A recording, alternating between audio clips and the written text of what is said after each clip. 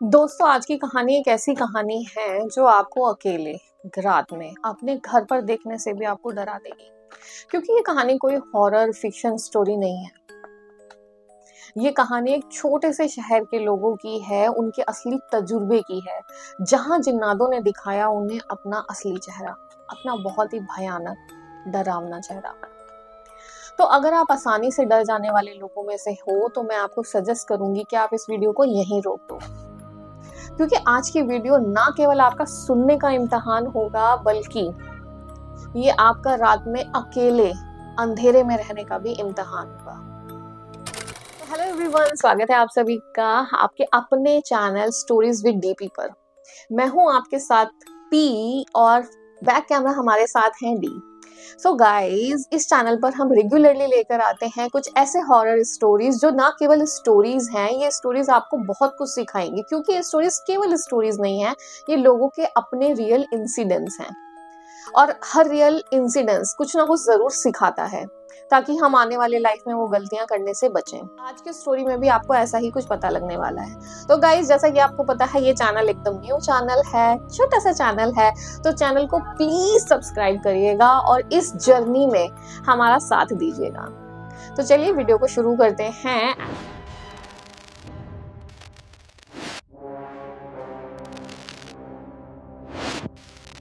ये स्टोरी है रोहित और अमित की। रोहित और अमित अजमेर के रहने वाले दो दोस्त थे। बचपन से ही दोनों बहुत प्यारे दोस्त थे और रोहित और अमित ऐसी स्टोरीज सुनकर बड़े हुए हैं जो स्टोरीज हमेशा से उनको फैसिनेट करती रही। ये स्टोरी थी अजमेर शहर के आउटस्कर्ट्स में बसे हुए एक गांव में एक पुरानी हवेली की। गांव वालों को मानना था कि ये हवेली एक नॉर्मल हवेली नहीं है। इस हवेली पर जिन्नातों का साया है, उनका कब्जा है।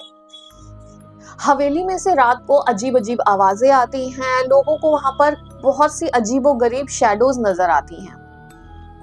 वैसे तो हवेली के अंदर जाने की जनरली कोई हिम्मत नहीं कर पाता है, लेकिन आज तक जो भी हवेली के अंदर गया है, हवेली के बाहर आने पर वो इंसान पहले जैसा नहीं रहा है।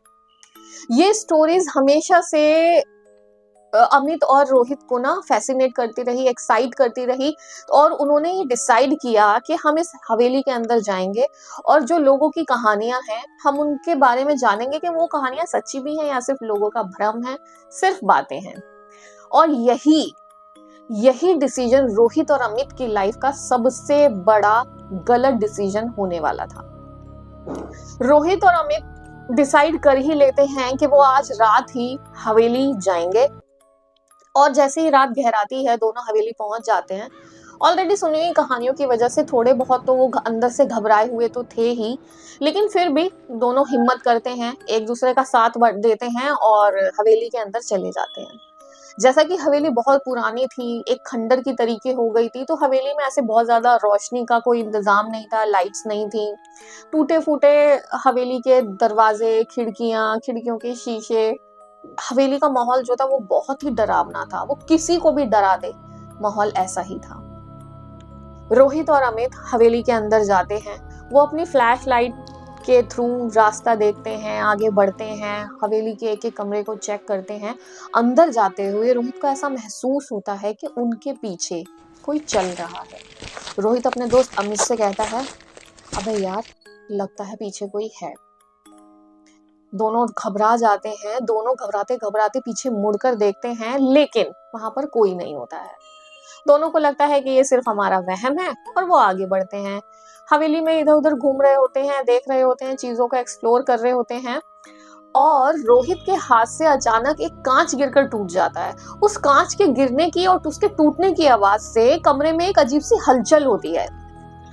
और वो हलचल जो थी, अमित और रोहित दोनों में से किसी की भी नहीं थी। ये सुनकर, ये देखकर दोनों बहुत ज्यादा घबरा जाते हैं। और जैसे ही वो अपनी टॉर्च की लाइट रूम में इधर उधर घुमाते हैं, तो टॉर्च की फ्लैश लाइट में अमित को नजर आता है एक अजीब शैडो बिल्कुल भी नॉर्मल नहीं थी, बिल्कुल भी ह्यूमन के जैसी वो शैडो नहीं थी। शैडो बहुत ही ज्यादा बड़ी, भयानक, काली और बहुत ही ज्यादा डरा देने वाली थी। शैडो की आंखें जो थी वो एकदम लाल थी और वो आंखें उन दोनों को घूर रही थी। लेकिन देखते ही देखते वो शैडो धीरे धीरे गायब हो जाती है और अमित डर के मारे, घबराहट के मारे जोर से चिल्लाता है, रोहित ये कोई आम शैडो नहीं है, ये वही जिन है। और दोनों दोस्त बेहद घबरा जाते हैं, बेहद घबरा जाते हैं। दोस्तों सोच कर देखो, अगर आपके साथ कभी ऐसा कुछ हो जाए तो आप सर्वाइव कर पाओगे? लेकिन रोहित और अमित एक दूसरे की हिम्मत बढ़ाते हैं और हवेली में आगे जाने का फैसला करते हैं। और जैसे ही वो इधर उधर घूम रहे होते हैं, उनको एहसास होता है कि अब वो दोनों हवेली में अकेले नहीं हैं, उनके साथ और भी कोई है। अब वो जिन धीरे धीरे रोहित और अमित के माइंड पर काबू कर लेता है। धीरे धीरे वो जैसे उनके दिमाग के अंदर घुस जाता है, वो उनको भ्रमित करने लगता है। वो इस तरीके की शैडोज, इस तरीके की चेहरे उनको अलग अलग दिखाने लग जाता है। रोहित को और अमित को अपने फैमिली, अपने फ्रेंड्स, वो सब वहां पर नजर आने लग जाते हैं। और ये देखकर रोहित और अमित और भी ज्यादा घबरा जाते हैं। रोहित को जो शैडोज, अमित को जो शैडोज नजर आ रही थी, वो शैडोज धीरे धीरे अब बहुत ज्यादा भयानक होने लगती हैं। वो नॉर्मल ह्यूमन के जैसे नहीं रह जाती हैं, वो बहुत ही ज्यादा भयानक, डरावनी होने लग जाती हैं। शैडोज के चेहरे बदलने लग जाते हैं, उनकी वो लाल गहरी आंखें उन दोनों को और ज्यादा डराने लगती हैं। जिन उनके दिमागों से इतना ज्यादा खेलने लगता है कि वो उनको इतना भ्रमित कर देता है कि रोहित अमित पे और अमित रोहित पर वार करने लगते हैं, एक दूसरे को बचाने के लिए, अपने आप को बचाने के लिए।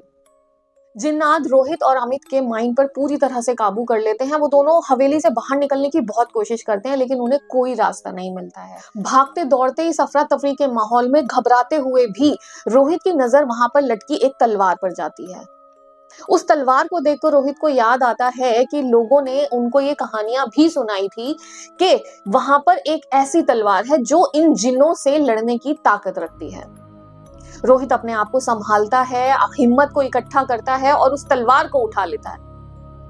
रोहित उस शैडो की तरफ उस तलवार को पॉइंट करता है और बहुत तेज आवाज में बोलता है, चले जाओ, मुझे पता है तुम यहाँ हो, लेकिन तुम जहां से आए हो वहीं वापस चले जाओ।